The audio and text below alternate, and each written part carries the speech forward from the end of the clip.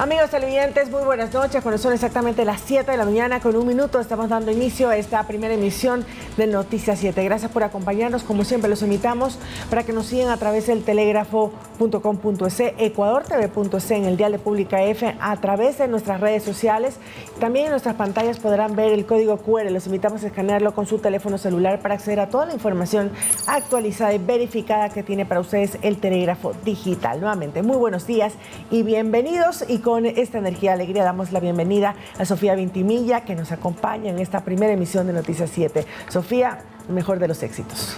Meche, qué gusto estar con ustedes, Lautaro también, sobre todo con ustedes, amigos. Siempre es un grato placer. Hoy hay mucha y variada información que tenemos para ustedes y, por supuesto, a inyectarles de energía. Es inicio de semana, como decía María Mercedes, y hay que ponerle la buena actitud.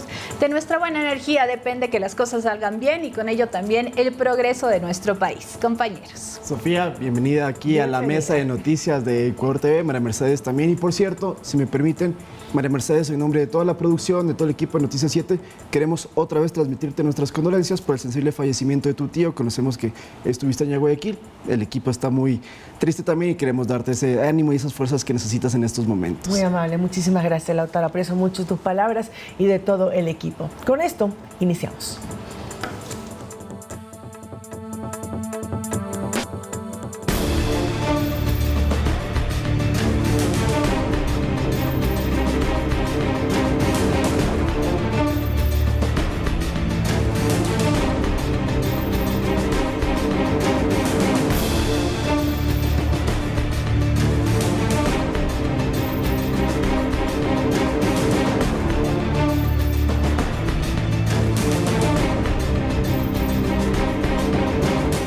Iniciamos con la emergencia suscitada en la hidroeléctrica de Coca-Cola Sinclair, donde las lluvias provocaron caudales de tal magnitud que se generaron alta concentración de sedimentos. Esta la dejó sin operar desde las 7 de la mañana del domingo. Según el Ministerio de Energía, la situación provocó que se dejaran de producir 1.500 megavatios y la inhabilitación de las centrales San Francisco y Agollán. Esta última registró inundaciones en su casa de máquinas y a la par de funcionar se perdieron 360 megawatts. En total, sumado también a lo que genera la central de San Francisco, el domingo hubo una pérdida total de 2.145 megavatios, lo que afecta a la cobertura de demanda de electricidad para la hora pico del domingo, contemplada entre las 16 y 22 horas. Por ende, en un principio, el ministro encargado de Energía, Roberto Luque, anunció que habrían cortes. Sin embargo, minutos más tarde, Luque indicó que se evitaron los apagones. Escuchemos. Este problema causó ciertos cortes eléctricos en la hora de mayor demanda. Afortunadamente, en estos últimos minutos se ha dispuesto la activación de 2 turbinas en Coca-Cola Sinclair con el embalse compensador y esto va a generar que los cortes se cierren inmediatamente. Los mantendremos informados de esta problemática y de cómo estas afectaciones por las lluvias generan problemas. Estamos yendo justamente al sitio. Por cierto, el ministro Luque ya se encuentra en el Cantón Baños junto a otras autoridades de gobierno para revisar todo lo que ha sucedido, porque en esa ciudad fue donde mayores afectaciones se produjeron. Inclusive hay una cifra de víctimas mortales producto de los aluviones que se produjeron, insisto, a raíz de las fuertes lluvias que hubo durante toda la noche del sábado y sobre todo la madrugada del domingo, aproximadamente a las 3 de la mañana. Eso inhabilitó vías. De hecho, tenemos varias imágenes, me confirma producción si podríamos observarlas, pero antes de ello vamos a enlazarnos con nuestra cadena hermana de TC Televisión, que tienen en vivo y en directo al ministro Roberto Luque. En unos cuantos instantes lo vamos a ver. Y mientras nos hacemos el enlace, quiero dar la información también de la actualización. Tenemos 7 fallecidos confirmados, 22 heridos, 126 afectados en general por esta situación, y se han implementado 2 refugios que están activados en el Cantón Baños, esto con 21 ya alojados en este lugar, pero lamentablemente hasta el momento, lo que da la información las autoridades, hay 13 desaparecidos. Esta es la última situación, la actualización de lo que está ocurriendo entonces en la provincia de Tungurahua, en Baños específicamente. Entonces aquí podemos entender esta magnitud de la emergencia en 2 lados. Por uno, las víctimas mortales, también el cierre de vías, pero por otro lado, La cantidad de sedimentos en la represa de Lagoyán ha hecho casi imposible que pueda operar y eso podría provocar, insisto, cortes de luz que hasta el momento no son necesarios porque se están implementando turbinas adicionales o emergentes que tienen las hidroeléctricas. Esto está sucediendo en todo lo que es la zona del Austro, desde la Sierra Central hacia el Austro. Por eso, Coca-Cola Sinclair, San Francisco y Lagoyán tienen problemas para que funcionen. Cuando hay demasiada agua, se generan sedimentos, que son pedazos de tierra, y esto hace que las turbinas no puedan girar. Ahora sí nos vamos entonces con el ministro Luque. Vamos con él. Hoy en la tarde tuvimos un problema eléctrico, pero no quiero dejar de empezar la entrevista solidarizándonos yo personalmente y también como gobierno nacional con la familia de los fallecidos. Ayer fue un día especial, Día del Padre, y obviamente esto trastoca cualquier...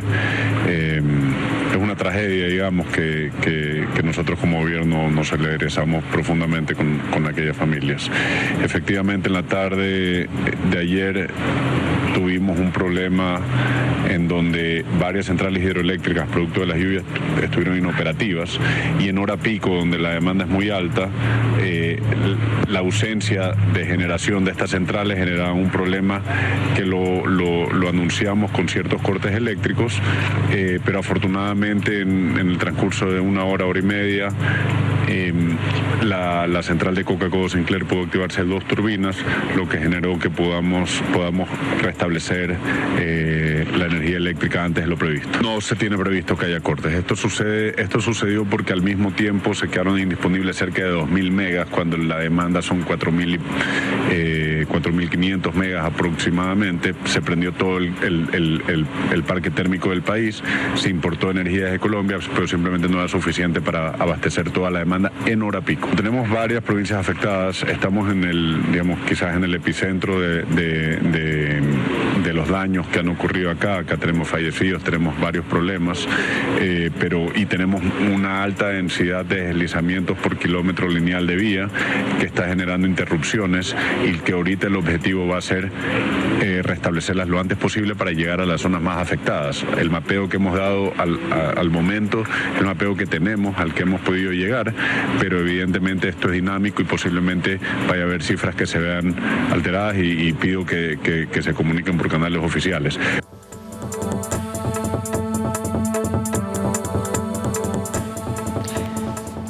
Estas fueron las declaraciones del ministro encargado de Energía, Roberto Luque, en las primeras horas de la noche, cuando también estaba revisando lo que estaba ocurriendo y cuando se presentó esta actualización de los datos. Esto es lamentablemente lo que estaba ocurriendo, pero sí hay que enfatizar que no existieron cortes de energía en los últimos días, ni tampoco hasta el momento están previstos los cortes de energía en nuestro país. Sí, es decir, en ciertas ciudades, sobre todo en algunos sectores de Quito, hubo cortes temporales, pero lo que sucede es que habían anunciado varias empresas eléctricas que entre las 20 horas y las 22 se iba completamente la luz. 2 horas de corte obligado a causa de la alta demanda, y de hecho, por ejemplo, la empresa eléctrica de Quito sacó un cronograma de cuáles eran los lugares de la capital donde no iba a haber luz durante ese lapso. Sin embargo, eso ha sido completamente eliminado, desestimado, no es necesario aplicarlo, y lo mismo para hoy. Hasta el momento, compañeras, no hay ningún solo reporte de que vayan a haber apagones. Dependerá evidentemente de cómo continúe la situación, pero hasta este momento, 7:10 de la mañana,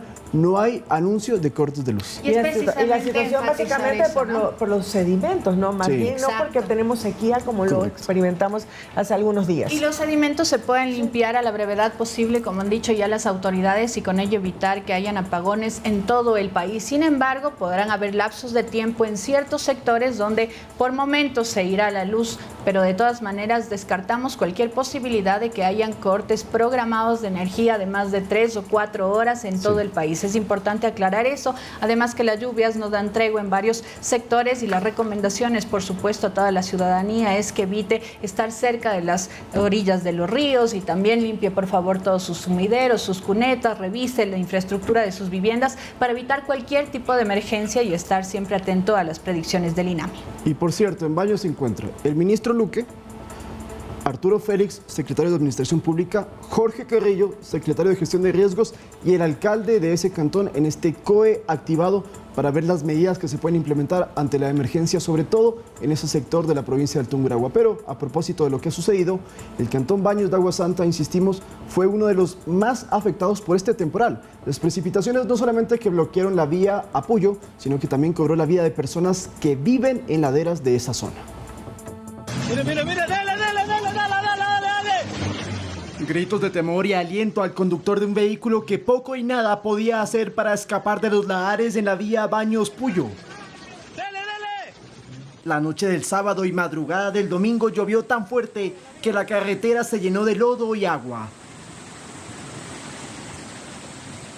La vía Baños-Puyo no se podrá habilitar el día de hoy.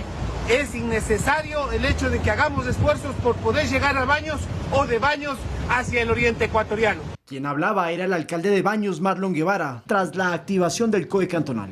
Estamos con la ayuda de la empresa privada, la máquina del señor Iván Chávez, tratando de pasar al menos el sector de Lagoyán y se nos está haciendo imposible. La represa de Lagoyán en el cantón tunguragüense protagonizó este tipo de imágenes.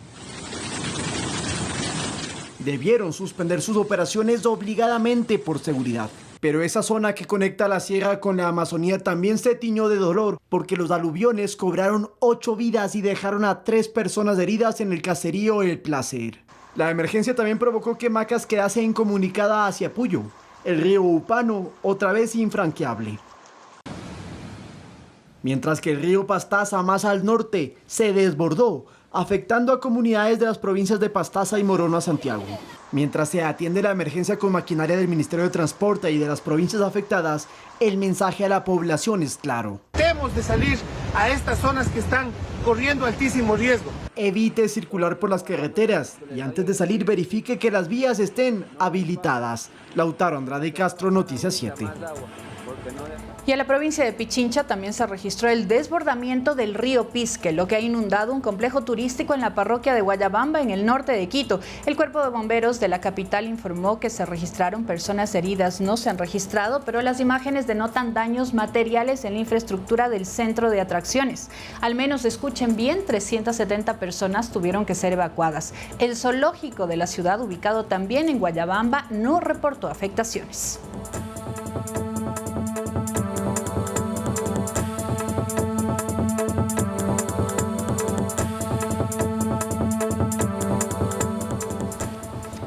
Y bien, este domingo el Instituto Geofísico registró presencia de la Ares en los volcanes Tungurahua y Reventador. En el caso del volcán Tungurahua, los fluidos de lodo y los escombros descendieron por el sector de la quebrada de Bascún.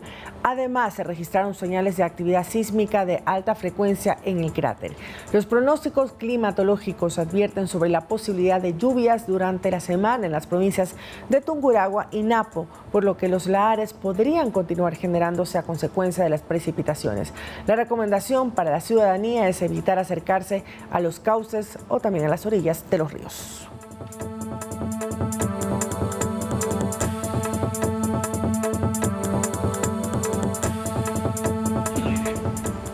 Muy bien, ahora es momento de que les contemos la actualización de vías. ¿Cuáles son las carreteras que están habilitadas y cuáles han tenido que cerrar producto de estas lluvias? Mientras tanto, también producción, si me ayudan, por favor, con el pronóstico del clima. Primero, vamos con eso primero entonces y luego les cuento las vías. A ver, allí estamos observando entonces lo que pronostica para hoy el INAMI y atención con este dato.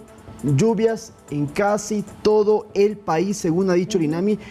Principalmente en zonas como Santo Domingo, Los Táchilas, ahí estamos viendo la región litoral, Santo Domingo con fuertes precipitaciones, lo mismo en la parte norte de Esmeraldas y en el interior de Manabí, Santo Domingo, Los Táchilas. ¿Por qué es importante esto? Recordemos que ahí está la vía Aloac-Santo Domingo. Vamos entonces ahora con la Sierra Ecuatoriana.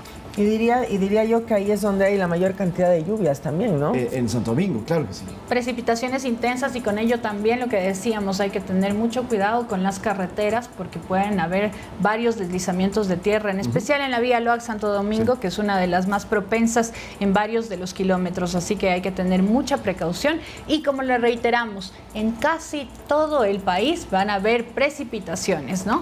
También en la sierra, en la Amazonía. En la sierra entonces. Va a llover, según el INAMI, y con mayor intensidad en Pichincha, en Cotopaxi, en Chimborazo y en Tungurahua. Baños, recordemos que es un cantón de Tungurahua, también va a tener precipitaciones, dice el INAMI, de menor magnitud. Sin embargo, va a llover ahí en Bolívar y en el Azuay. Vamos a puntualizar las ciudades en la ciudad de Quito, sobre todo en la tarde, donde se van a presentar las lluvias. También en La Tacunga, en Riobamba, un poco también de chubascos en la ciudad de Cuenca, es donde se van a presentar mayormente las precipitaciones, sobre todo en la tarde, para que ustedes puedan tomar precauciones de cómo van a cuidarse de las lluvias y el mal tiempo. Y ahora lo que les habíamos anunciado entonces. La vía Loac Santo Domingo está habilitada, pero en cambio la Tena Puyo se encuentra cerrada en su kilómetro 10 en el puente de Puerto Napo. Lo mismo, la carretera vía Baños Puyo se encuentra cerrada por varios deslizamientos de tierra. La Puyo Macas y la Riobamba Macas están cerradas, es decir, la Amazonía ecuatoriana no tiene conexión en estos momentos con la Sierra Central y con la Sierra Austral del Ecuador, producto de estos deslizamientos. Lo mismo, por ejemplo, en Manabí hay vías parcialmente habilitadas, en Canuto Calceta hay un socavón y en Esmeraldas también se han encontrado socavones en lo que viene a ser la parte interior de la provincia verde, mientras que la vía Cuenca Gualaceo Limón está habilitada, esto es en la provincia de La Azuay, y la Cuenca Molleturo Naranjal también habilitada. Insisto, las vías desde Puyo y desde Macas hacia Tena, hacia Riobamba e internamente están cerradas. Si usted se encuentra en la Amazonía, y conozco un amigo, compañero nuestro, Eduardo Navas, que no puede volver a Quito porque las vías están cerradas hasta que se remuevan todos los escombros. Y en la Amazonía, lluvias en la provincia de Napo, en Pastaza y en Morona, Santiago. Sobre todo en la tarde, en la parte del Tena, en Shelmera también, y en Macas, precipitaciones de lluvias en la tarde. Esto como parte de lo que está ocurriendo en la región amazónica. 7 de la mañana con 18 minutos. Vamos a seguir con más información.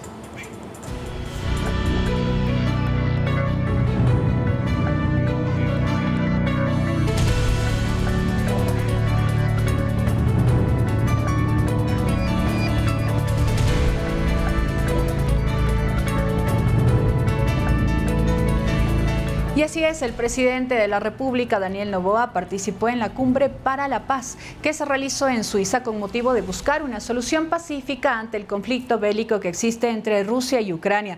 Este evento es parte de la gira internacional que cumplió el jefe de Estado en Europa.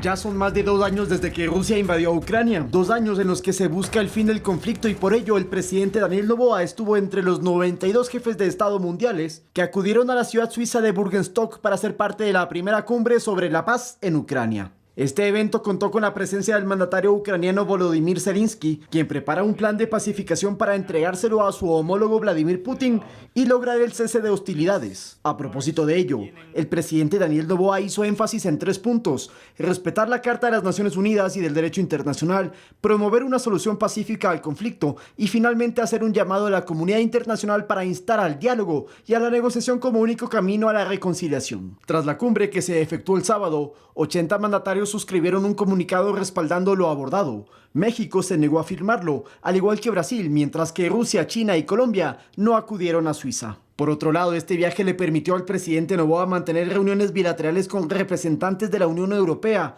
para buscar apoyo en la lucha contra el crimen organizado en el Ecuador. Mientras que el viernes Noboa visitó España para saludar a la comunidad migrante en Madrid. Imposible no parar y ver a nuestros ecuatorianos migrantes que están luchando, que siguen esforzándose al máximo para tener una vida digna, para tener una vida mejor de la que capaz en su momento el Ecuador no se las dio. En este corto encuentro antes de partir a Suiza, la canciller Sommerfeld aprovechó para indicar que se están ejecutando acciones con el fin de que disminuya la migración por falta de oportunidades.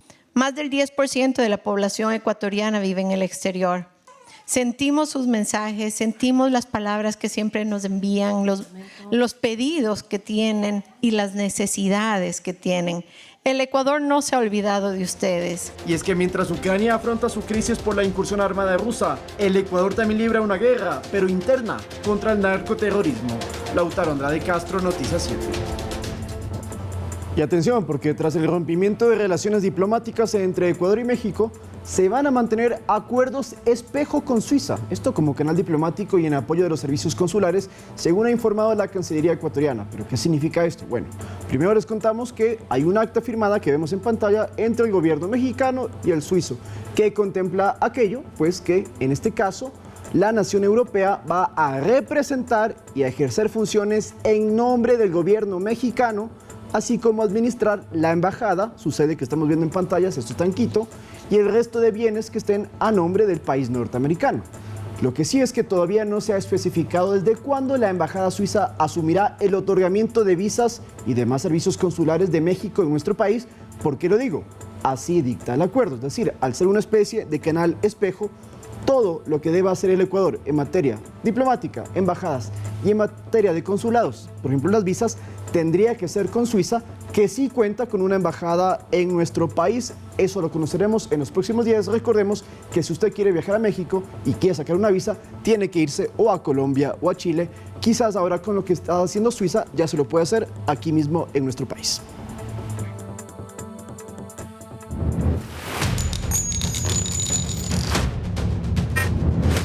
Guerra contra el terrorismo. Durante este fin de semana, la Policía Nacional logró 2 importantes golpes contra los grupos terroristas en el Ecuador. Cabecillas criminales de los choneros y de los lobos fueron aprehendidos. Más información de inmediato. A quien vemos en imágenes Roberto B., alias Perro Negro, integrante del grupo terrorista Los Choneros y quien era buscado por la policía al estar investigado de delitos como sicariato, robo a personas y tráfico de drogas. El sujeto fue localizado y capturado en el sector de María Auxiliadora, en Manta, y en su poder tenía una pistola con 10 cartuchos. Pero hay más, porque en la provincia de Esmeraldas, la Policía Nacional detuvo a 2 hombres pertenecientes al grupo terrorista de Los Lobos. Michael R., alias del Pepón, considerado como un objetivo de valor intermedio, contra quien se encuentra girada una boleta vigente por el delito de asesinato emitida en el año 2023. El otro aprehendido también se encontraba con alias Pepón en el sector de la playa Las Palmas, en la capital provincial. Wilfrido M., alias del Piña, contra quien se encuentra girada una boleta vigente por el delito de porte y tenencia de armas de fuego emitida en el presente año. Ambos fueron puestos a órdenes de la autoridad competente. Fueron capturados en horas de la tarde al norte de la ciudad de Esmeraldas en coordinación con varias unidades especializadas de la Policía Nacional. Delitos como los delitos de extorsión, que han sido su principal fuente de ingreso para ejecutar todos estos actos ilícitos. Los objetivos de intermedio valor han sido uno de los blancos principales por parte de la policía para mermar el accionar de los grupos de delincuencia organizada y frustrar sus actividades criminales, según informan las autoridades. Lautaro Andrade Castro, Noticias 7. Y continuando con materia de seguridad, la semana pasada se registró una reducción del 31% de muertes violentas a escala nacional, según cifras del bloque de seguridad. A través de un comunicado se indicó que este logro se debe a los operativos en territorio, principalmente en las provincias que contaban con el estado de excepción. Además, en el Cantón Manta lleva 8 días seguidos sin muertes violentas, una estadística que no se había conseguido en todo el año. Por otro lado, el crimen organizado se ha visto afectado en sus finanzas con la pérdida de $200 millones, equivalentes a 3 toneladas de droga incautadas en los recientes días. Finalmente, el bloque de seguridad informó que el 50% de los objetivos de alto y mediano valor ya han sido capturados y llevados ante las autoridades de justicia.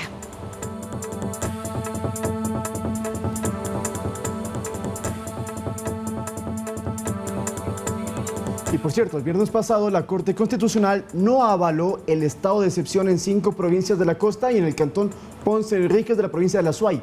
El bloque de seguridad, y lo vemos en el comunicado, respondió ante esto que la decisión de la Corte limita su accionar y se aparta de la línea firme que el gobierno emprende. Esto lo dijeron textualmente. Sin embargo, lo resuelto por la Corte no va a afectar en que continúe la lucha contra el narcoterrorismo, eso sí, amparándose en el marco legal vigente. Es decir, no puede haber estado de excepción en las provincias, en las 5 provincias más del cantón Ponce Enríquez, pero eso no impide que se sigan haciendo los trabajos que ya estaba haciendo, en este caso las Fuerzas Armadas y la Policía Nacional. En una entrevista con Noticias 7, el secretario de Administración Pública, Arturo Félix Wong, se refirió a la construcción de la nueva cárcel de máxima seguridad, una obra que está en marcha, dijo que será edificada en la provincia de Santa Elena. La empresa proveedora participó en la construcción de la mega cárcel de El Salvador. Félix se refirió a las fechas previstas para su inicio e inauguración. Escuchemos. Eso va a ser uno de los logros más grandes de este país. ¿Podemos hablar ya de fechas? Pero por supuesto. En este mes están colocando la primera piedra. Yo calculo que febrero o esperemos que enero o febrero es lo que dice el proveedor. No quiero yo poner una fecha que me pueda equivocar, pero la cárcel está lista. Métodos de construcción que lo hemos visto en otros países que han funcionado, lo mismo lo vamos a aplicar en este país.